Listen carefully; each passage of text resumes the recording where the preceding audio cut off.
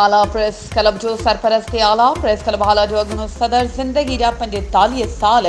सहाफ़ती दुनिया खे अर्पींदड़ मटियारी ज़िले जो सीनियर सहाफ़ी अब्दुल करीम मेमण काफ़ी वक़्त खां बीमारी जे बिस्तरे ते पियल आहे। कराची ऐं हैदराबादी अस्पतालुनि मां पंहिंजी मदद पाण तहत इलाज कराइण बावजूदि संदसि सिहत में सुधारो न अची सघियो आहे। सिंध हुकूमत इतलात खाते तोड़े चूंडियल नुमाइंदनि पारां संदसि कंहिं ॿिए क़िस्म जी का मदद न कई वई आहे, जंहिं सबबि बिस्तरे ते पियल सहाफ़ी अब्दुल करीम मेमण ज़िंदगी जा ॾिहाड़ा बीमारी सबबि घर अंदरि तकलीफ़ुनि सां गुज़ारण लॻो आहे। आला शहर समेत मटियारी ज़िले जे कलम धड़नि ऐं सिविल सोसाइटी सिंध हुकूमत समेत वसवारनि खां मुतालबो कयो आहे त बीमारी जे बिस्तरे ते पियल सहाफ़ी अब्दुल करीम मेमण जी हर क़िस्म जी मदद करे संदसि सरकारी ख़र्च ते इलाज करायो वञे ऐं संदसि हयाती बचाई वञे। वधीक ख़बरुनि ऐं अपडेट्स जे लाइ असांजे चैनल खे सब्सक्राइब कयो ऐं हा बेल आइकन खे प्रेस करणु न विसारिजो त जीअं असांजी हर नई अचण वारी वीडियो तव्हां ताईं पहुची सघे।